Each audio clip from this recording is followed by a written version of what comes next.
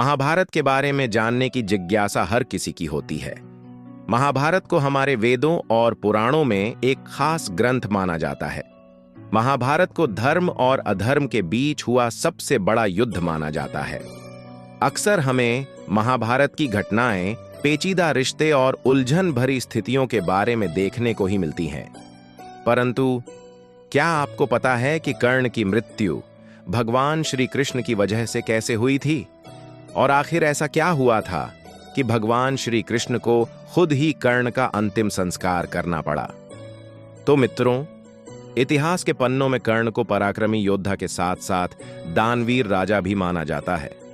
दानवीर कर्ण की शक्तियों का अंदाजा तो इस बात से ही लगाया जा सकता है कि जब कर्ण के बाण अर्जुन के रथ को 3 से 4 अंगुल पीछे खिसका देते थे, जबकि अर्जुन के रथ पर 2 महाशक्तियां मौजूद थीं। एक तो संपूर्ण ब्रह्मांड के संचालक श्री हरि विष्णु जी, जो कि रथ पर विराजमान थे। दूसरी महाशक्ति इस ब्रह्मांड के विध्वंसक भगवान शिव के अंशावतार हनुमान जी के रूप में अर्जुन के रथ पर विराजित थे। और इन महाशक्तियों के होने के बावजूद भी कर्ण अर्जुन के रथ को पीछे खिसका सकते थे।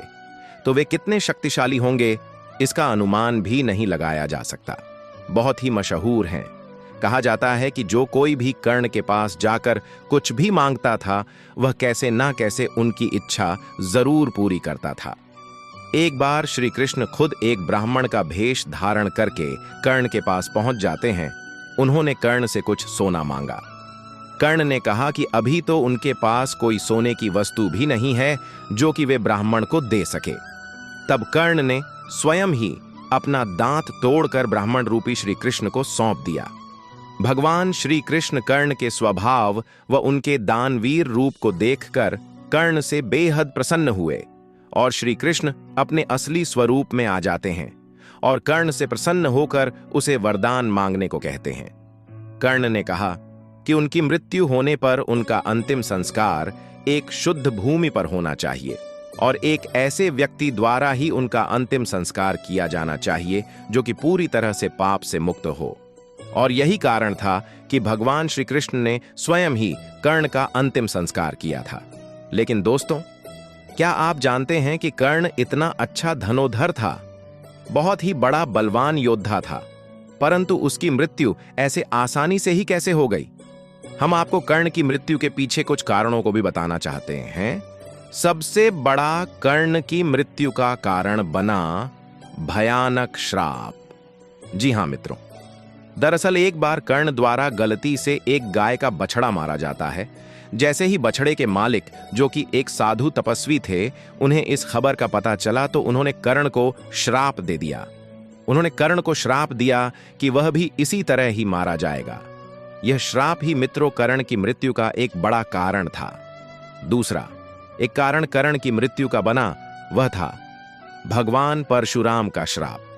जैसे कि आप लोग जानते भी होंगे कि कर्ण ने भगवान परशुराम जी से झूठ बोलकर शिक्षा ग्रहण की थी, जिस कारण उन्हें भगवान परशुराम ने श्राप दिया था कि उसे जब भी इस विद्या की सबसे सख्त जरूरत होगी, वह इसे भूल जाएगा। साथ ही कर्ण ने अधर्म का साथ दिया था और अपनी दुर्योधन के प्रति मित्रता के कारण श्री कृष्ण के खिलाफ लड़ बैठा था। लेकिन श्री कृष्ण तो भगवान थे और यही वे बड़े कारण थे जिनकी वजह से कर्ण मारा गया। और यह महाभारत युद्ध का 17वां दिन था। कर्ण के रथ का पहिया जमीन में धंस गया था। तभी अर्जुन ने अपना दिव्यास्त्र निकाला और कर्ण पर वार कर दिया। जैसा साधु ने श्राप दिया था और भगवान परशुराम जी ने श्राप दिया था, उसी तरह कर्ण की मृत्यु हो गई। कर्ण के पास देवताओं के द्वारा दिया गया एक ऐसा अस्त्र भी था जिसका कोई भी मुकाबला नहीं कर सकता था। यह दिव्यास्त्र कर्ण ने अर्जुन के लिए बचा कर रखे थे।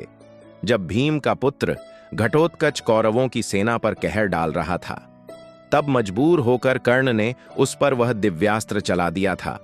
इसके बाद श्री कृष्ण ने अर्जुन को बताया कि अब तुम्हें इससे कोई खतरा नहीं है। कर्ण के दिव्यास्त्र का इस्तेमाल घटोत्कच का वध करने में कर लिया गया है। अब तुम कर्ण का वध आसानी से कर सकते हो। इस तरह भी कर्ण मारा गया।